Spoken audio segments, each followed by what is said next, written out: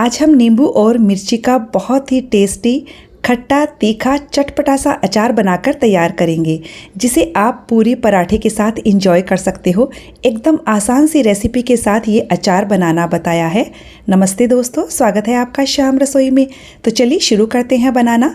नींबू मिर्ची का अचार बनाने के लिए मैंने यहाँ 250 ग्राम तीखी वाली हरी मिर्च ली है, साथ ही 500 ग्राम नींबू लिए हैं। टोटली मैंने 750 ग्राम वज़न लिया है। नींबू और मिर्ची को मैंने 3 से 4 बार अच्छे से पानी से धोकर पंखे के नीचे 3-4 घंटे के लिए फैला दिया था और पानी इनका सूख गया है। अब हम एकदम सूखे और साफ़ कपड़े से नींबू और मिर्ची को पोंछकर रख देंगे। इन पर बिल्कुल भी पानी लगा हुआ नहीं होना चाहिए। हमने सारे नींबू को पोंछ लिया है। नींबू हमें एकदम पतले छिलके वाले इस्तेमाल करना है और बिना दाग वाले होने चाहिए। तो पतले छिलके वाले नींबू जो हैं वो फटाफट से गल जाते हैं और उनमें रस भी बहुत अच्छा होता है। ये देखिए, इस तरह के नींबू लेना है। अब हम नींबू को कट कर लेते हैं। तो मैं एक नींबू के 8 पीसेस कर रही हूँ। मेरे नींबू थोड़े बड़े साइज़ के हैं, आप चाहें तो 4 पीसेस में भी इन्हें कट कर सकते हो।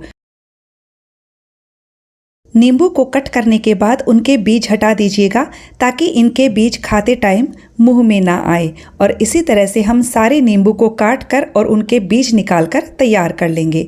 हमने सारे नींबू कट कर लिए हैं। 2 नींबू को मैंने अलग रख लिया है, जिनका इस्तेमाल हम बाद में करेंगे। इसी तरह से मिर्ची को भी हमने कपड़े से पोंछ कर रख दिया था और अब हम मिर्ची के डंठल हटा देंगे। तो हमें मिर्ची को डंठल के साथ ही अच्छे से धोना है और धोकर सुखाकर और उसके बाद हमें इसके डंठल हटाने हैं। अब हम मिर्ची के 2 पीसेस कर देंगे। तो फ्रेंड्स, मिर्ची काटते टाइम आप या तो ग्लव्स का इस्तेमाल कीजिएगा या आप कैंची से मिर्ची काट सकते हो, क्योंकि ये तीखी वाली मिर्ची है। इसे कट करने के बाद हाथों में जलन लग जाती है। यदि हाथों में जलन लग जाए तो हाथों को अच्छे से साबुन से धोकर नारियल का तेल लगा लीजिएगा। और ये देखिए, हमने सारी मिर्ची को कट करके तैयार कर लिया है। अब हम मिर्ची और नींबू को एक ही बाउल में डाल देते हैं और इन्हें अच्छे से मिक्स कर लेते हैं। और अब हम इसमें 3 टेबलस्पून नमक डालेंगे। टोटली हम इस अचार में 5 टेबलस्पून नमक का इस्तेमाल करेंगे। अभी हमने 3 टेबलस्पून डाला है। हमने ये काला नमक नहीं डाला है, सादा नमक ही है। मैंने पिंक सॉल्ट इस्तेमाल किया है। नमक को अच्छे से मिक्स कर देंगे और जो 2 नींबू हमने रखे थे अलग से, इनका रस हम अचार में डाल देंगे। तो ये देखिए, मैंने दोनों नींबू का इस्तेमाल रस निचोड़ने में कर लिया है।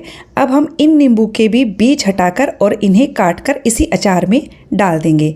तो देखिए, मैंने दोनों नींबू को कट करके डाल दिया है और अब हम नींबू के रस और नमक को अचार में अच्छे से मिक्स कर देंगे। मिक्स करने के बाद हम इस अचार को ढक कर 1 दिन के लिए रख देंगे। आपको किचन के प्लेटफॉर्म पे ही रख देना है, धूप में रखने की ज़रूरत नहीं है। तो मैं इसे ढक देती हूँ। तो चलिए अब हम मसाले देख लेते हैं। मसालों में हमने यहाँ पर 2.5 टेबलस्पून यानी कि 2.5 टेबलस्पून सौंफ ली है, आधा छोटा चम्मच काली मिर्च, आधा छोटा चम्मच दरदरी की हुई मेथी ली है। आप इसकी जगह साबुत मेथी भी ले सकते हो, वैसे भी हमें इसे दरदरा ही करना है। यहाँ पर हमने 2 टेबलस्पून पीली वाली सरसों ली है। यदि आपके पास पीली वाली सरसों ना हो तो काली वाली सरसों भी ले सकते हो, या आप बनारसी राई का इस्तेमाल भी कर सकते हो। और हमने 2 छोटा चम्मच जीरा लिया है, 1 टेबलस्पून साबुत धनिया और 1 छोटा चम्मच अजवाइन। और अब हम एक कढ़ाई लेंगे और कढ़ाई में काली मिर्च को छोड़कर बाकी सारे मसाले डाल दीजिए और इन मसालों को 3-4 मिनट के लिए मीडियम लो फ्लेम पर हम भून लेंगे, ताकि मसालों की नमी पूरी तरह से निकल जाएगी और अचार लंबे टाइम तक चलेगा। तो ये देखिए, मसाले हमारे भून गए हैं। अब हम गैस की फ्लेम को बंद कर देंगे। तो मसाले हमारे गरम हैं, इसमें हम काली मिर्च भी डाल देते हैं और इसे भी मिक्स कर लेते हैं। लेकिन गैस की फ्लेम को हमने बंद कर दिया है। और अब हम इन मसालों को ठंडा होने के बाद मिक्सर के जार में डाल देंगे और इन्हें दरदरा सा पीस लेंगे। एकदम से फाइन पाउडर नहीं बनाना है। अब हम इस पीसे हुए मसाले को एक प्लेट में निकालेंगे और बाकी कुछ मसाले पाउडर भी डालेंगे। हमने यहाँ पर 2 टेबलस्पून नमक लिया है, 2 टेबलस्पून कश्मीरी लाल मिर्च का पाउडर लिया है। कश्मीरी लाल मिर्च तीखी नहीं होती है, इससे अचार का कलर बहुत अच्छा आएगा। आधा टेबलस्पून हल्दी पाउडर और आधा छोटा चम्मच हींग डाल दिया है। सारे मसालों को अच्छे से मिक्स कर देंगे और ये हमारा चटपटा सा अचार का मसाला बनकर तैयार हो चुका है। इधर हमें नींबू और मिर्ची को रखे हुए पूरा 1 दिन हो गया है और आप देख सकते हो मिर्ची का थोड़ा सा कलर भी चेंज हो गया है। तो अब हम ये सारा मसाला नींबू और मिर्ची में डाल देंगे। फ्रेंड्स, अचार बनाते टाइम ध्यान रखिएगा जो भी बर्तन इस्तेमाल कर रहे हैं एकदम साफ़ और सूखे होने चाहिए। और ये लीजिए हमने सारा मसाला डाल दिया है और अब हम इसमें 3/4 कप सरसों का तेल डाल देंगे। मैं यहाँ कच्चे सरसों के तेल का ही इस्तेमाल कर रही हूँ, इससे भी अचार का टेस्ट बहुत अच्छा आता है। आप चाहें तो सरसों के तेल को पहले धुआं उठने तक अच्छे से गर्म कर लीजिए, उसके बाद एकदम ठंडा करने के बाद अचार में डाल दीजिए।